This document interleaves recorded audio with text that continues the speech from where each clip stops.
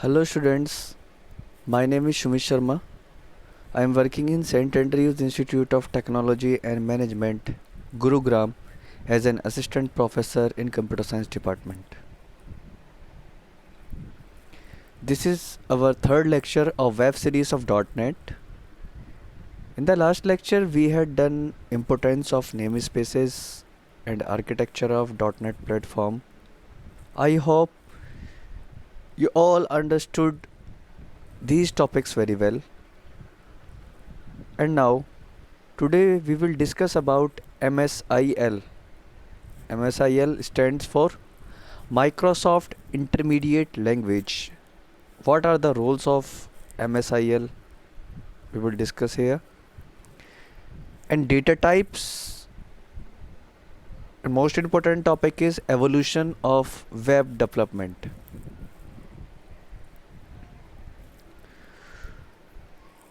Today our first topic is MSIL. So MSIL stands for Microsoft Intermediate Language. It is the assembly language output by .NET compilers like C#, VBNet, etc., JScript or any other language. So .NET framework is shaped with compilers of all programming languages to develop programs. These are separate compilers for the Visual Basic, for the C# and visual programming languages in .NET framework. MSIL is a file. MSIL file is an executable file that can be transferred across various machines. Therefore, it is said that MSIL files are portable because it transferred one machine to another. So therefore it is said that MSIL files are portable to any machine.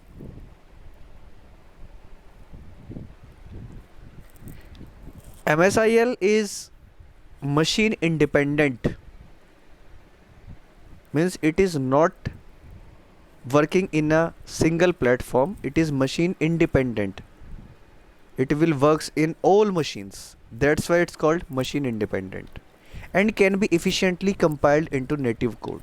We already discussed about native code in last class.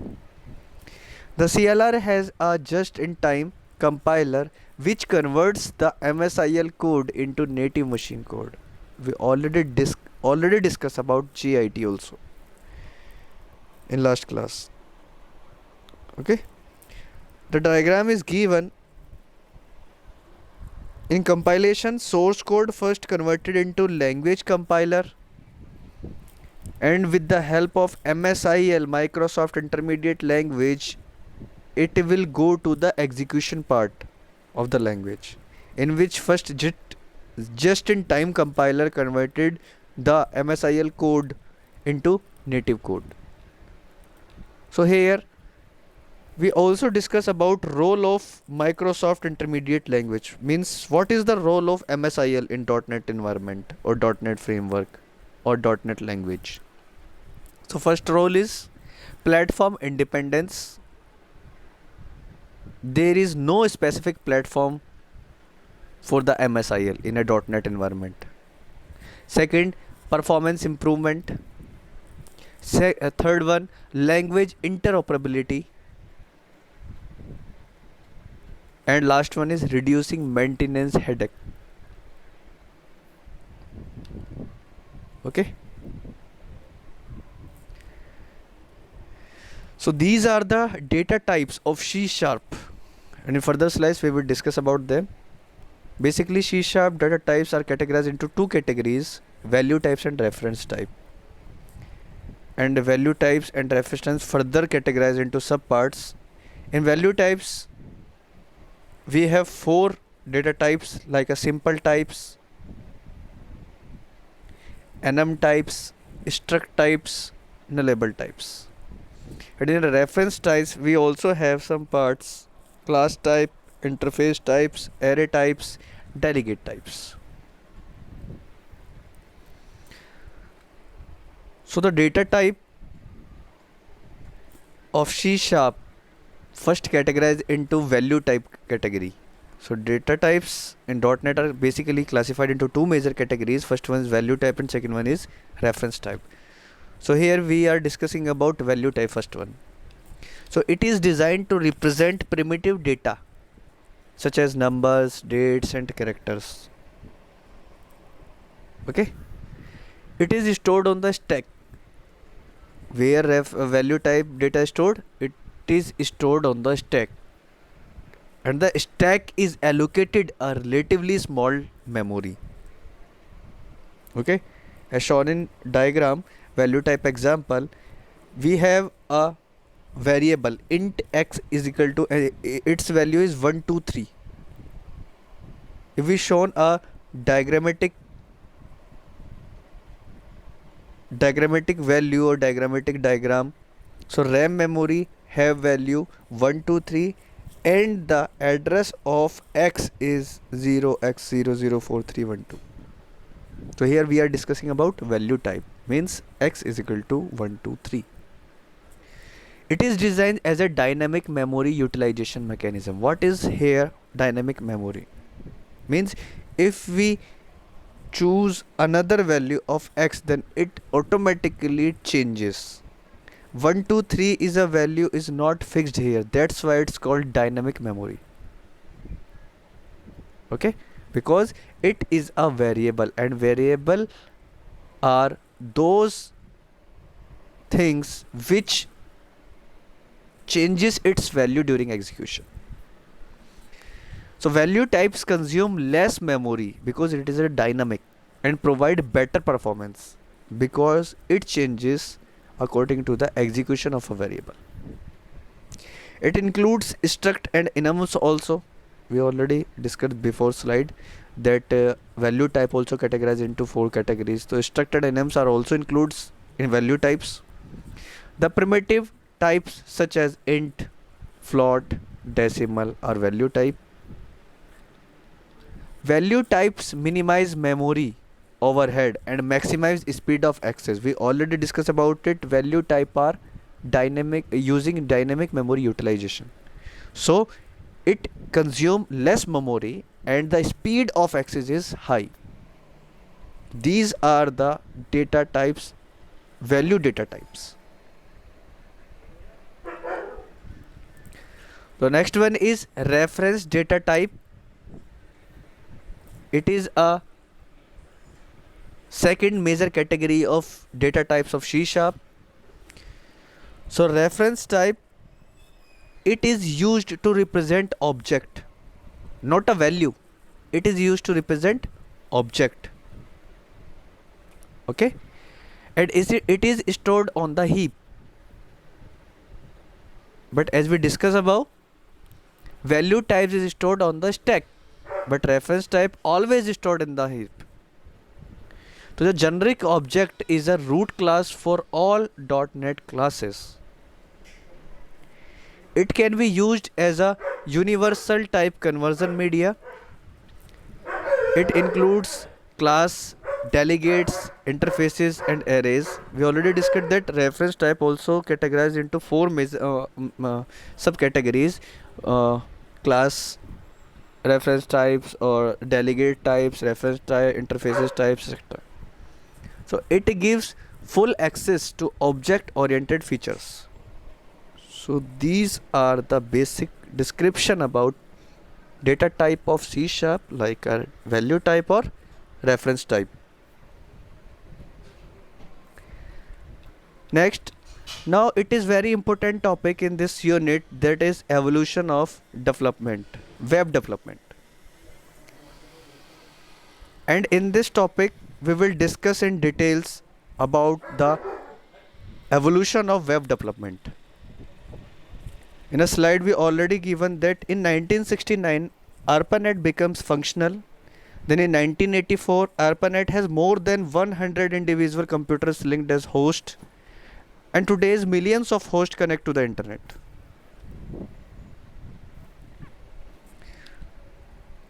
Here we can discuss in details about the evolution of web development. So the web development is a product of the continuous search for innovative ways of sharing information resources. Tim Berners-Lee, who was invented the World Wide Web in 1989. So Tim Berners-Lee invented the World Wide Web in 1989, about 20 years after the first connection was established of the internet. The WWW stands for World Wide Web, began in March 1989, and CERN. CERN, CERN is a institute. Okay, so CERN is a meeting place for scientists who collaborate on complex physics, engineering, and information handling projects.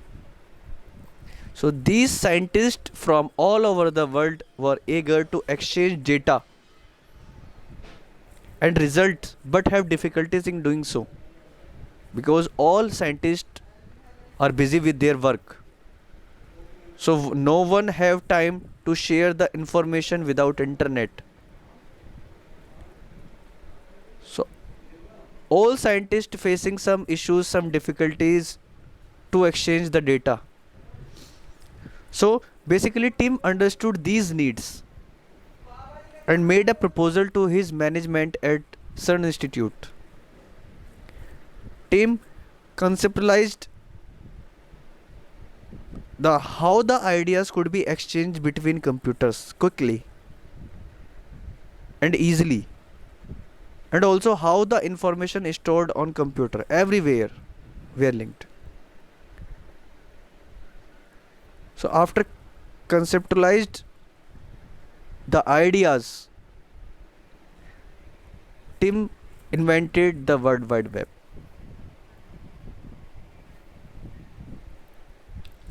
For this, he associated hypertext to the internet, and by October 1990, Lee specialized three essential technologies. First one is HTML. So HTML stands for Hypertext Markup Language, the publishing format for the web, including the ability to link. Second one is URI. URI stands for Uniform Resource Identifier, a kind of address unique to each resource on the web. Because if two products or more than two products have the same address, then we are not able to identify separately. So by the help of URI, we will provide a unique address to each resource on the web. And the third one is HTTP. It stands for Hypertext Transfer Protocol. It is a protocol. So it allows retrieval of linked resources across the web. By the end of 1990, the first web page was served.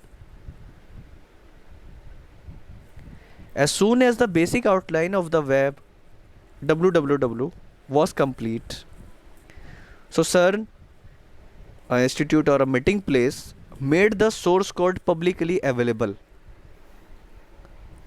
That means after 1990, first web page was served and it was publicly available source code. So 6th August 1991 marks the debut of the web as a publicly available service on the internet. In 1994, the World Wide Web Consortium, it's also called W3C, was established to set standard for web markup and programming languages. And at last in 1996, Flash was developed to create complex and interactive sites with animated features.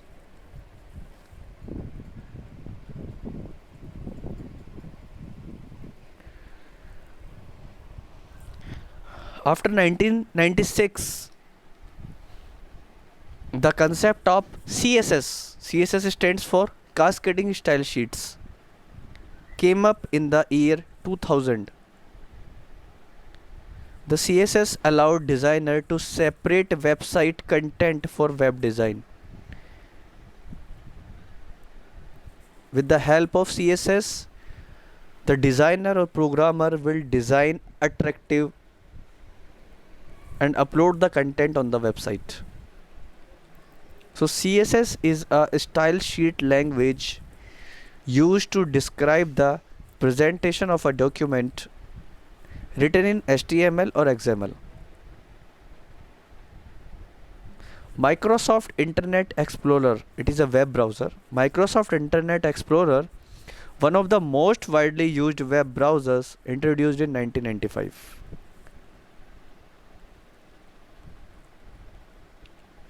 In July 2000, Microsoft announced their new development platform called .NET. Means .NET developed in July 2000.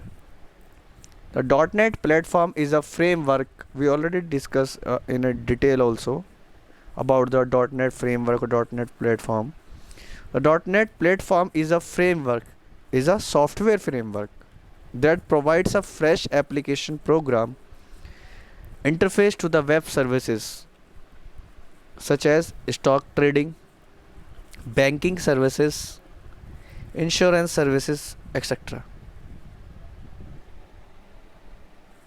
So ASP.NET technology was introduced to develop content-rich dynamic website